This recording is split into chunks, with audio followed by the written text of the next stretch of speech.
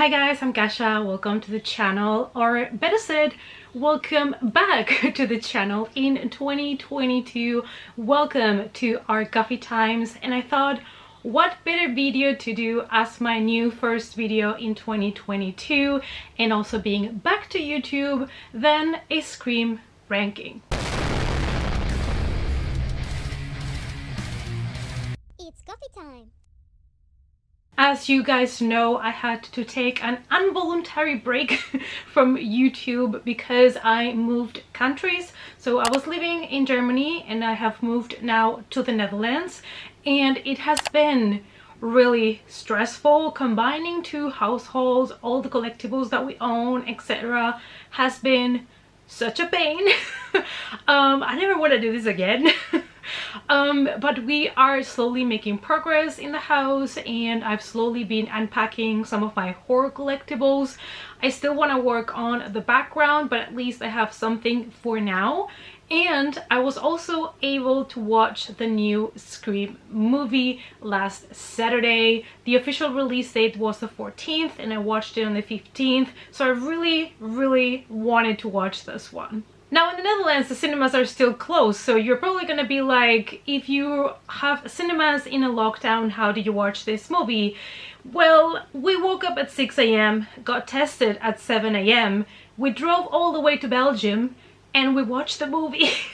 This is how committed I am to the franchise. So in this video, I'm going to be talking to you about the franchise, about what is my favorite and my least favorite movie, and it's all going to be spoiler free, especially when I talk about the new Scream movie, Scream 2022. I'm really gonna try to leave out anything plot related or who are the main characters. I'm gonna leave all of it out of the picture because I don't want to spoil anything for anybody, since I know this has been a really expected release for a lot of us horror fans. As you guys know, Scream is a meta slasher franchise that basically has 5 movies now and a TV show that I still have not completely watched, let's be honest. The film series was written by Kevin Williamson, with the first 4 films directed by Wes Craven. The series stars Neve Campbell, Courtney Cox and David Arquette that have been in the series from the beginning, and so has Roger L. Jackson, who voices the various Ghostface killers. The main plot is all around this psychotic killer that is wearing this Halloween costume and is trying to kill Sidney Prescott. Also, the friends and family of Sidney are of course in danger because they are the closest to her. And every movie starts with a kill, and of course all movies end up revealing who was the killer and what were actually the motives behind the kills. So basically, let's say that the Scream franchise, it is the horror version of a typical whodunit story from the books of Agatha Christie. The first film, Scream, was released on December 20th, 1996 and became the highest grossing slasher film in the world until the release of Halloween in 2018. The first film has been credited for revitalizing the horror slasher genre in the late 1990s by adding humor to your typical slasher story. Apart from that, we did get clever plots, specifically in the first one, and we also get a lot of self-awareness from all of the characters that know a lot about horror movies. The magic of that first Scream movie was in all the comments, all the meta comments that are in the movie, that self-awareness, that's something that had not been used, had not been done before, and that is what brought so much love for the franchise, I believe, at least for me, because we have our main character Sidney Prescott. She is the final girl, but she is aware of horror movies and how they work and all of the tropes, and that is fantastic. And at the same time, we have also killers throughout the franchise that also really know the horror genre. So that was such a unique thing to do back in 1996, and honestly, this could have totally backfired, but it created something new for the horror genre. Moreover, Scream did also something that was uncommon for slasher movies at the time, which is to put recognizable actors as their main characters, which is also something really cool that, of course, back in the time I didn't think much about it because I was really young when I first saw this movie, but with time I have learned how important that was as well at the time. And without further ado, we start now our ranking of the Scream movies. And sadly to say, but I think this is kind of a common opinion, in place number 5 I have Scream 3 from 2000. It was meant to be the last and final installment in this supposed trilogy. It was also the first one that was not written by Kevin Williamson, as he was busy working on his short-lived television series Wasteland. Craven ran into conflicts with the Motion Picture Association of America over the series and was forced to reduce the violence in Scream 3 due to the Columbine High School shootings, and basically the media was really pressured to tone down the violence in this type of movies. As dead bodies start to drop around the set of Stab 3, which is a series of movies inspired by the killings in Woodsboro, we basically have here a really interesting situation, which is that the characters are being killed the same way that they're being killed in the movie script. However, they have 3 different scripts, so we don't know who's going to be next. And this is funny because also Scream 3 had 3 different scripts because they were really trying to avoid the media to find out who the killer was. In this movie, our main final girl, Sidney Prescott, is trying to hide from the experiences that she had in Woodsboro, and she moved to California, and now she works on a line to help other women that are going through some traumatic events. Her home has a security gate around it, and she's now practically agoraphobic. Nobody even knows where she lives except for Dewey, that has been a faithful friend of hers, and of course her father. And in this movie we also get to see more of Gale Weathers, who is one of my favorite characters of this franchise. I just love her character, I just love her spirit, I just love her lines. It is definitely one of my favorite characters, together probably with Randy. Interesting enough, and in my humble opinion, this is the movie in the franchise that a lot of people tend to forget about, or they just don't really remember what happens in the movie, and that is because the storyline is really boring. And this is one that really didn't work as well as the other ones. I believe is because it was not written by Kevin, who had done such a good job with the script in part 1 and 2. So I feel like that's part of why this one is so forgettable. I think my biggest issue with this movie was that the characters were so transparent. They didn't really have any sort of character development at all, to the point that you could see everything kind of coming, and they were so boring. That's the point.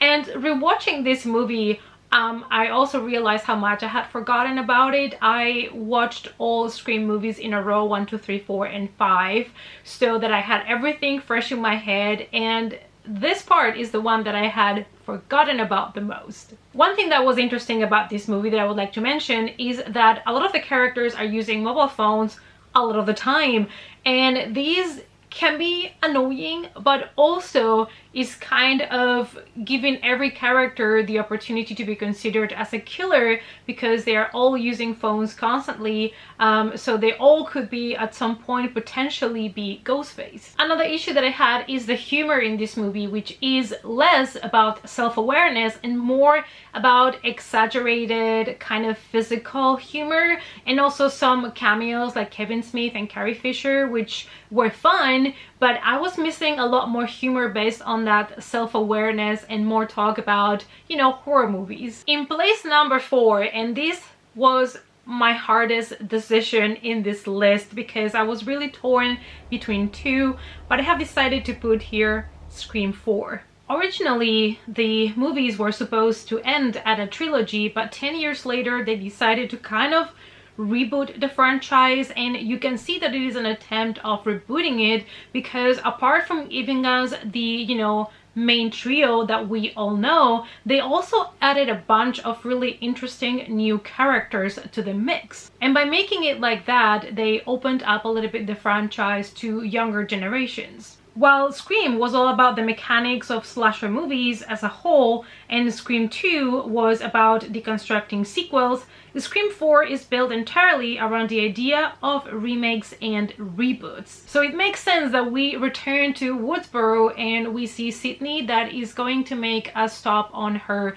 tour promoting her book, and she ends up again being chased, of course, by Ghostface. We still have here, of course, Dewey and Gale Weathers that are going to help Sidney again to defeat Ghostface, but we also get a new entire generation of younger characters, including Sidney's cousin Jill, who is going to be also one of the main characters in this movie, and that actually made this film a lot more entertaining than part 3 for sure. And also all the actors were really good in this reboot. The beginning of this film is one of my favorite things because you have here 3 different kind of sequences at the beginning that are trying to make fun in a way of all of those tropes of horror movies and the stupidity of, you know, torture porn and the dumb blonde that always end up being killed because she doesn't use the front door but decides to run up the stairs. So basically, before you are 10 minutes into the movie, this movie has been more meta than all other Scream movies combined. Talking about new cast members in a younger generation, I do like that they introduced a character here called Robbie that is, in this case, the film nerd, the one that knows all about movies and wants to be a filmmaker. And it kind of reminded me to Randy, hashtag justice for Randy. And I really enjoyed his character here in this film. And Scream 4 kind of portrays how sometimes the media and people take real true crime a little bit too far, and you can see that because when Sidney returns home, there is basically like a Ghostface mask hanging near the park, at the stores. Like, it's become kind of something to make money out of, like something that people celebrate by watching the stop movies and things like that. So it's kind of a criticism a little bit on how society sometimes makes profit of true crimes. Scream 4 has probably my second favorite reveal when it comes to the killer, because I really did not see this one coming. And when they reveal the killer, they also do a social commentary about what people are willing to do for fame, in a way, which I thought was really interesting. I love the scene where you get the reveal and what happens exactly after. I thought it was just so genius and so well executed and so well acted. I really loved it. So Scream 4 really has some of my favorite scenes towards the end. And on place number 3, I decided to put Scream 2022. I know some people are calling it Scream 5, but officially it's just called Scream, so let's call it Scream 2022. And I really struggled between Scream 4 and this one for my list, but in the end, I guess the nostalgia really kicked in, and part of why I put this one above Scream 4 is because of the deaths. The death scenes in Scream 2022 are brutal, and I found myself surprised and shocked about the ways they decided to do this, and I found myself really loving it, really enjoying it. I don't know if I should, but I was just having so much fun with every kill. So that is why I put it up a little bit from Scream 4, but I love both kind of the same. This movie is supposed to be a relaunch of the franchise as well as the 5th installment in the franchise. However, I don't know if I would really call it a relaunch. It's not really a reboot because you do have to have previous knowledge of the movies if you're gonna watch this one. Otherwise, there's so many things you're not going to understand. So you cannot just watch this one as a new reinvented Scream, because you're not really gonna understand the movie. This is the first movie in the franchise not directed by Craven, but it was directed by Matt Bettinelli, Olpin, and Tyler Gillette. And they're known for Ready or Not, which is one of my favorite horror comedies. I had such a blast with that movie. So I had faith in Scream 2022. We are 25 years later after the first massacre in Woodsboro, and we have, of course, Ghostface returning. This time it is because there is a really deep dark secret involving our characters that will be revealed through the movie. For me, the best parts of this movie was the acting, because I feel like both the old cast, which was something that they had to do, they had to bring the main trio in order to really keep the fans satisfied, but also the new cast was amazing in this movie, and we get a lot of meta commentary, which is exactly what the franchise is known for, and a lot of the horror and all of the jokes relays on that self-awareness, and that is exactly what Scream is about. And that is why I really enjoyed this one. In a way, it is also kind of a dissection, if you will, of 90s horror and how things have changed through time, and now being in 2022. Also, this movie did feel a little bit more serious, a little bit more sad at times, like with a lot more weight on the characters' emotions than previous Screams. I don't know if it's because of the directors and their choices, but I think that's probably where it kind of relays a little bit more, but it's still gonna give you all the laughs that you expect from a Scream movie. Another thing that I really enjoyed is that I felt like this movie did such an amazing job when it comes to building up tension and keeping the tension throughout the whole movie. I found myself really second guessing and kind of trying to figure out who done it, and I had that feeling throughout the whole movie. Like I had, you know, of course in my head who I thought it was, but I never kept trying to guess, and that is perfect. That is exactly the feeling that you should get when you're watching a whodunit movie. And also there is a part in this movie, it's not a spoiler, I'm just going to mention just quickly that there is a part where basically they are showing you all the typical tropes of jump scares, one after the other one, and I thought it was genius, it was hilarious, and I absolutely loved that. And it is that self-awareness that I'm here for. This movie did a great job combining, you know, the cliches of horror movies, the self-awareness, as well as great acting and great deaths.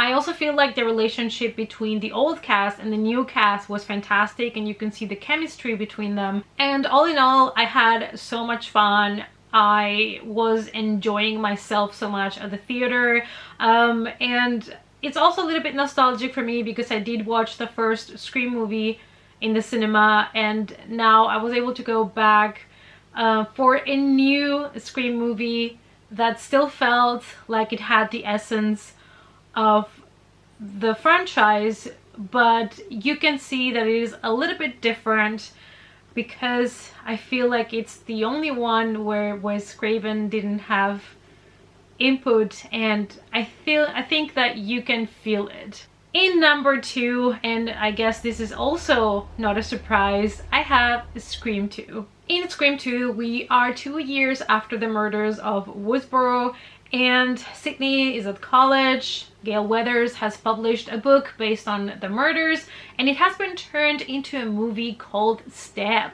Now, 2 students have been brutally murdered at the theater on the screening of Stab, and Sydney fears that Ghostface is back. As stipulated by one of the rules of sequels, uttered by a movie-obsessed character in the film, the body count in Scream 2 is higher than in the original. However, funny enough, this is less gory than the original, but still is a lot of fun to see all of the deaths. Apart from the main cast that of course returned on the direct sequel, there's also a bunch of well-known actors that have really minor roles in the movie, and some of them even get killed, and it is a lot of fun to rewatch it if you have not rewatched Scream 2 in a long time. You've probably forgotten about these actors being there, because I definitely had forgotten about a couple, and I just love to see them there in that movie. It's just like, it's fun. As well as the first Scream movie, this one also has a really strong opening scene. It's also one of my favorite kills in the movie theater, and the movie already starts being super meta, commenting on how horror movies tend to be just, you know, a bunch of white people getting killed because they're just being stupid. On top of that, we get here one of the best monologues, and that is one by Randy, where he explains kind of how horror movies work and their tropes and everything. And I think this is really going to satisfy any horror fan. I think all of us really love that scene because we see ourselves in Randy in one way or another. Even though Scream 2 obviously pokes fun at slashers, makes fun of them a little bit, it also brings original things, because you know that typical trope of the killer is going to be revealed because he's already inside of the car. In this case, there is a similar scene with a car, but the killer is not inside of the car, so they gave it a twist. Like, I love those kind of things when you're expecting something because it's a trope and then it doesn't happen, and that was actually pretty original for the time. Scream 2 had really great deaths, bloody, even not as gory as the first one, and it also had really good comedy. However, for me, in my opinion, it didn't quite match the first one, but it got really close. For being a sequel, this is pretty good. And of course, in number one, the number one, Scream from 1996. And I don't think there is any other way to rank this one, because it is the one that started it all. And not only it started this franchise, but it changed a little bit horror and subgenres of horror. I was lucky enough to go to the cinema when it came out, and I watched it with two of my girlfriends at the time. And I was expecting another typical horror movie when I went to watch it. And I was surprised at how engaged I was with this movie, because it was bringing a complete new formula to the big screen, something that I had not seen before.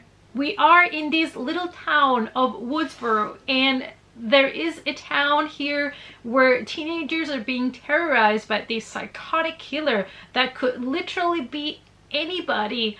And this movie had also one of the strongest opening scenes I've ever seen, that was shocking and unexpected. That opening scene is supposed to be an homage to When a Stranger Calls, but our main character in the story, as we know, is Sidney Prescott, that 1 year after her mother was brutally raped and murdered, is now the target of a killer wearing a Halloween costume that we will get to know as Ghostface. The new crimes committed 1 year after the anniversary of Sidney's mom's death will bring back to the town also a journalist called Gail Weathers that would do literally anything to cover a good story. Williamson, together with Craven, had the genius idea to create this horror movie integrating an element of whodunit, and this created such a fantastic formula. Scream brought kind of like a higher level of intelligence, production values, and acting talent to the teen slasher horror film. Not only that, but we also got characters that knew about horror movies and were media savvy. Our characters have seen horror movies, so they think they know what's going to happen next. They think they know what to do in order to survive.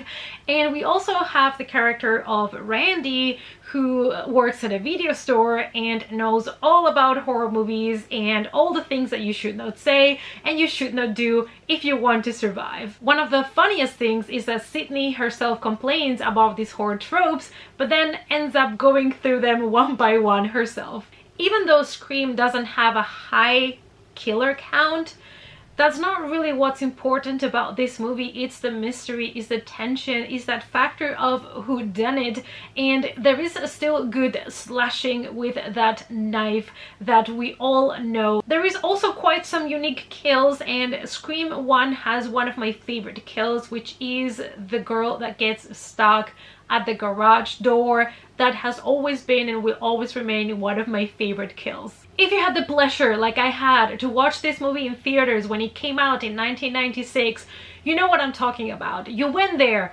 hoping for a good horror movie, but you kind of expected the same formula, the same type of horror movie that you've seen before, with the same tropes, and you ended up invested in these characters, in this whodunit scenario, a killer that you didn't know who it was until the very end. You kept kind of guessing, like whispering to your friends who you thought it was the killer, and it just gave you a complete different experience. To conclude this video that hopefully is not gonna be ages long, the formula of the Scream movies has worked so well throughout all the installments. To be fair, there is not really an installment that I hate or that I will never rewatch. I think they are all a lot of fun.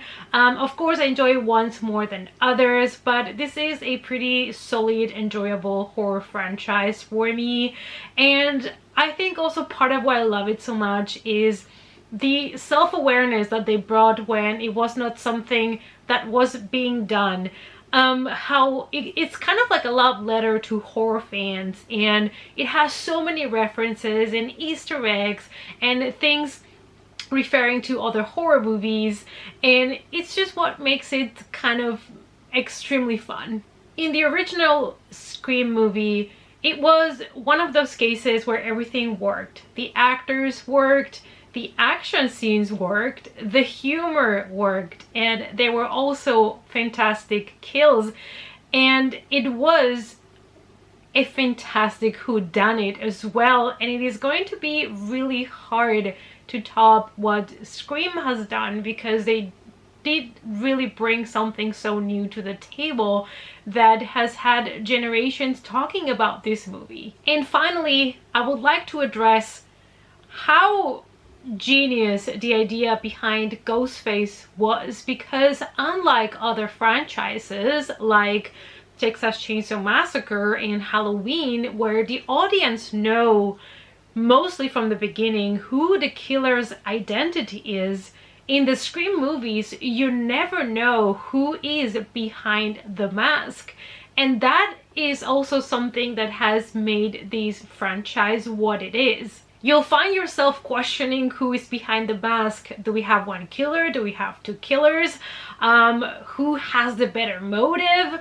Who is maybe missing from this killing scene and therefore could be a potential killer? It is that tension and that not knowing and changing your mind and who can be the killer this time that has made them just so much fun to watch. And before we wrap up the video, I would like to ask you a question. What is your favorite scary movie? Alright guys, I hope that you had fun with this video, me returning to YouTube in 2022. Hopefully I will have the time to bring up content consistently now. I'm still struggling with time management over here, but I'll try my best to bring you some content. Watch a lot of horror movies is my plan for 2022. I might do a little kind of movie collection tour on my horror movies now that they are all together finally. So I hope that you enjoyed it. Let me know down below what you thought of the new Scream movie if you watched it. Spoiler free for everybody, please.